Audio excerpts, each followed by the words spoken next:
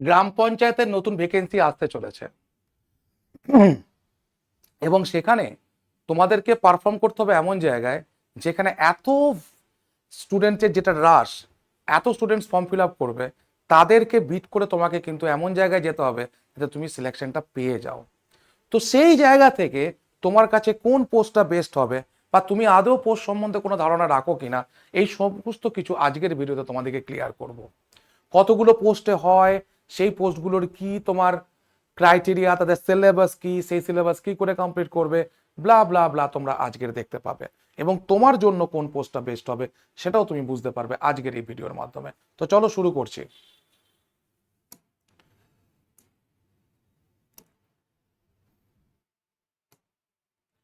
দেখো, একটা জিনিস তো আমরা বুঝতে পারছি এখানে দাঁড়িয়ে, সেটা হচ্ছে যে কতগুলো পোস্টে ভ্যাকেন্সি বেরোবে। সেটা হচ্ছে গ্রাম পঞ্চায়েত কর্মী,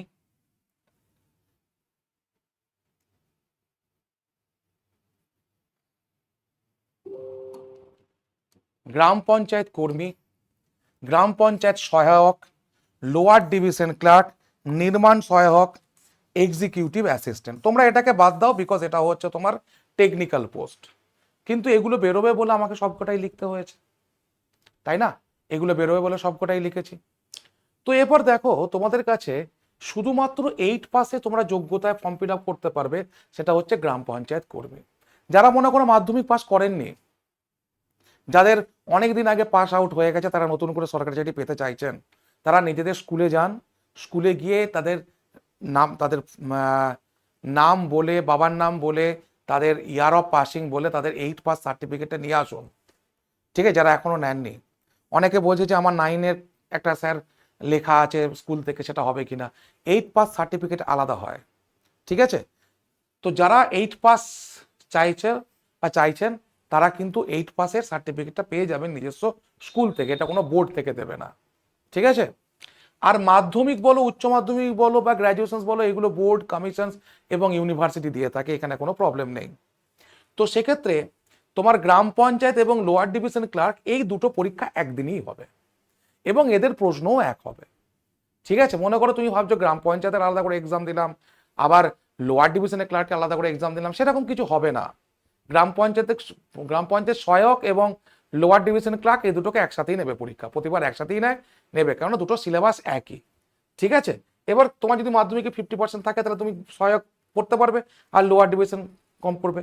তবে এই একটা, দুটো, তিনটে, চারটে পোস্টের মধ্যে সব থেকে বেশি থাকবে পোস্ট, সেটা হচ্ছে এটাতে। এইটা হচ্ছে সব থেকে বেশি ফর্ম ফিল আপ হবে, ঠিক আছে? তারপরে যদি কিছু হয়ে থাকে তখন হচ্ছে এইটা। আর এটাতে ফর্ম ফিল আপটা একটু বেশি হবে, তার কারণ হচ্ছে যে ধরো যে মাধ্যমিক পাস না হয়, সেও একটা সার্টিফিকেট নিয়ে এসে এখানে বসতে পারে যদি 8 পাস হয়ে থাকে, ঠিক আছে? কিন্তু এইটার ফর্ম ফিল আপ বেশি হবে, এইটারও ফর্ম ফিল আপ বেশি হবে। আর এটাতে সিট কম থাকবে, আমি বারবার বলে দিচ্ছি, সব থেকে সিট বেশি থাকবে এটাতে, তারপরে হচ্ছে এটাতে, তারপরে হচ্ছে এটাতে। আর এটাতে সব থেকে সিট কম থাকবে, ঠিক আছে, এক্সিকিউটিভ অ্যাসিস্ট্যান্ট। কারণ এইগুলোর পদ, দেখো একটা একটা পঞ্চায়েত মানে কি, ত্রিস্তরীয়। তোমার গ্রাম পঞ্চায়েত, পঞ্চায়েত সমিতি, ঠিক আছে? তো এরকম জায়গায় তো তোমার তিনটে জায়গাতে এই পোস্টগুলো লাগে, কিন্তু একমাত্র এক্সিকিউটিভ অ্যাসিস্ট্যান্ট, ঠিক আছে, তো এইগুলোর পরিমাণটা একটু কম তোমার যে কোনো পঞ্চায়েতের ক্ষেত্রে, ঠিক আছে? এবং এর স্যালারি স্কেলটাও অনেক বেশি, যেহেতু ব্যাচেলার ডিগ্রি। স্যালারি নিয়েও তোমাদেরকে কথা বলবো আমি, হ্যাঁ।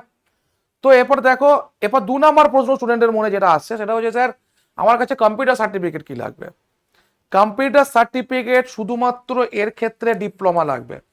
ডিপ্লোমা কথার মানে বোঝো, ডিপ্লোমা মানে 1 বছরের যে কোর্সটা হয়, যেটা যে কোনো সরকারি স্পন্সর্ড যে কোনো তুমি কম্পিউটার মানে সেন্টার থেকে তুমি নিতে পারো। সেটা তুমি ওয়েবেল হতে পারে, সেটা তোমার যুবা হতে পারে, বা আদার্স যদি কোনো কিছু হয়ে থাকে, সেটা যদি গভর্নমেন্ট স্পন্সর এবং রেজিস্ট্রেশন নাম্বার দেওয়া থাকে, তাহলেই তোমার হবে, আর বেশি কিছু দরকার নেই। অর্থাৎ এই সার্টিফিকেটটা দেখে কিন্তু তোমার শুধু ফর্ম ফিল আপই হবে, এটার ওপর তোমাকে ডিপেন্ড করে কিন্তু নেবে না। তোমাকে ডিপেন্ড করে নেবে রিটেন এক্সাম এবং ইন্টারভিউর ওপর। আমার কথাটা বুঝতে পারলে? বেশ। এবার যে জায়গাটা এখন বলতে চলেছি, সেটা হচ্ছে কি বলতো, না এরপরে আমি এক একটা পোস্ট অ্যানালিসিস করব, এক একটা পোস্টকে আমি অ্যানালিসিস করব, ঠিক আছে?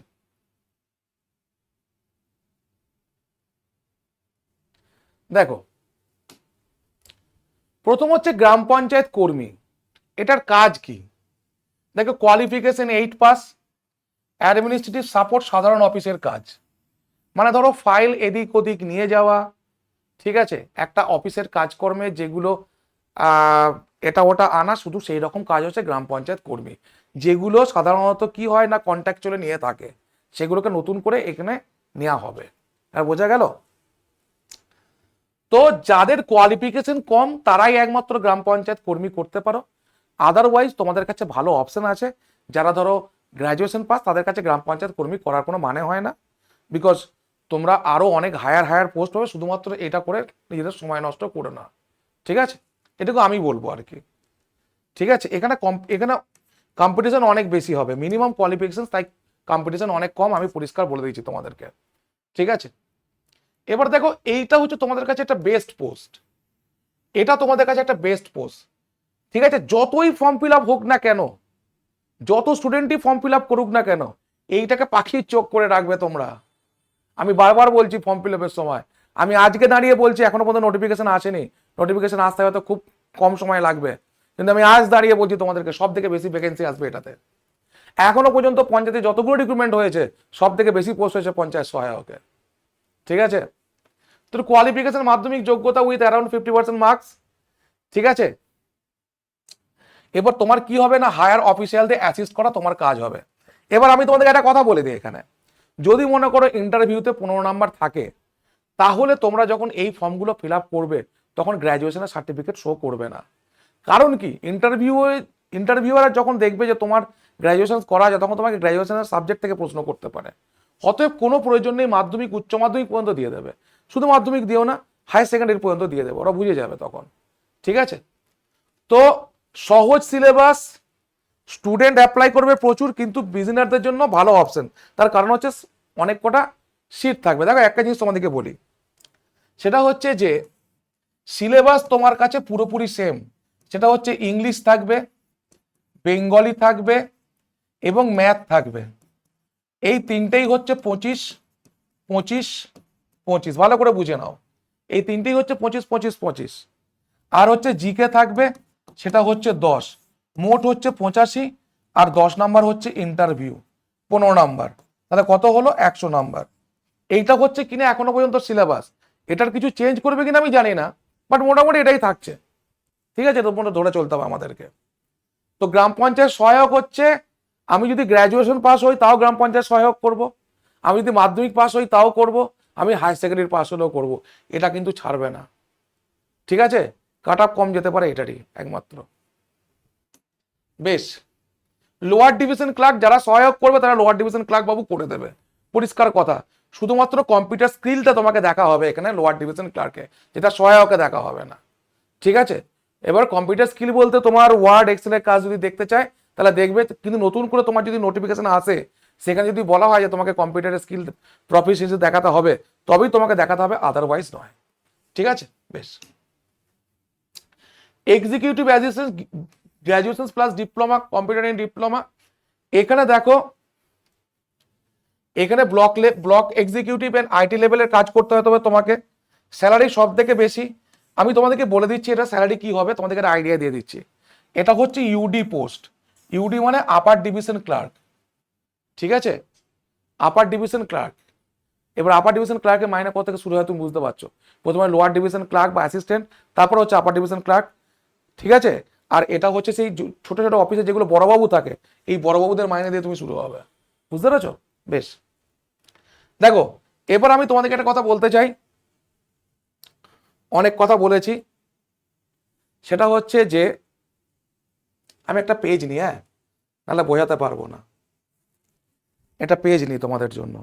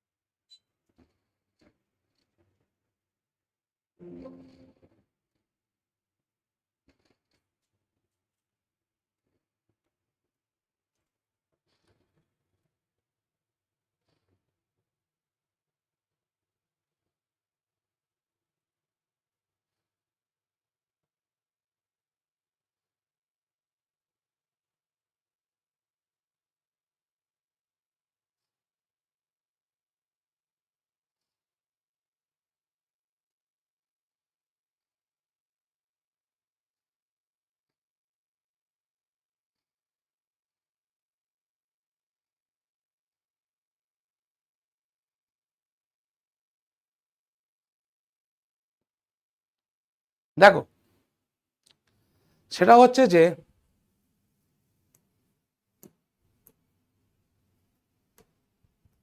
ভালো করে বোঝো, এখান থেকে যেটা আমি কনক্লুশন যাব সেটা হচ্ছে পঞ্চায়েত সহায়ক, ঠিক আছে, এইটা হচ্ছে তোমার ফার্স্ট চয়েস,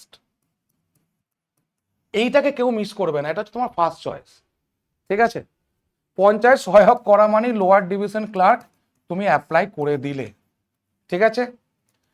আর এক্সিকিউটিভ অ্যাসিস্ট্যান্ট এই পরীক্ষাটা আশা করি অন্য দিনে হবে, তো সেক্ষেত্রে যাদের হায়ার স্টাডিজ আছে তারা গ্র্যাজুয়েশনে তারা এক্সিকিউটিভ অ্যাসিস্ট্যান্ট করবে, কিন্তু এই দুটো পোস্ট কিন্তু সবাই করছো মাধ্যমিক পাশেরা।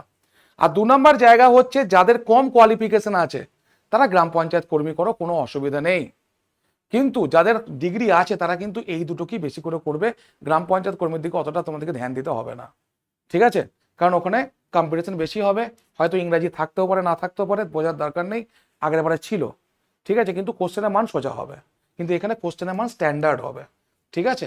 তো আমাদের গ্রাম পঞ্চায়েতের ব্যাচ অলরেডি শুরু হয়ে গেছে, যেখানে গ্রাম পঞ্চায়েত কর্মী, গ্রাম পঞ্চায়েত সহায়ক, ঠিক আছে, তারপর তোমার হচ্ছে এক্সিকিউটিভ অ্যাসিস্ট্যান্ট, সমস্ত জন্য তুমি প্রিপারেশন নিতে পারবে।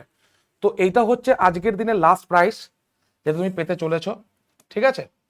আর যদি তোমার মনে হয় আমাকে মেসেজ করবে তাহলে এই নাম্বারে মেসেজ করবে 7908100347, এই নাম্বারে মেসেজ করে করবে, আমি তোমাকে লিঙ্ক সেন্ড করব, লিঙ্কে ক্লিক করে নির্দ্বিধায় পেমেন্ট করবে, ঠিক আছে, এবং পড়াশোনাটা শুরু করে দেবে। কারণ আমি আবার বলছি, আজকের দিনও দাঁড়িয়ে বলছি, যেদিন নোটিফিকেশন আসবে 2 মাসও সময় পাবে, এখানে সন্দেহ আছে। Thank you so much for watching the sessions.